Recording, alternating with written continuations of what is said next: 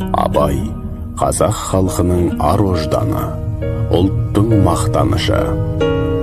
Бүгін Абай күні. Отандастар, ұлы Абай атамыздың туғанына 175 жыл толуына орай 10 тамыз Абай күні болып жарияланды. Осы мерекемен қазақ халқын шын жүректен құттықтаймын. Абайдай перзенті бар халық бақытты халық. Абай Құнанбаевтың қалдырған өшпес әдеби мұрасы нұр сәулесін шашқандай халқына қызмет етуде.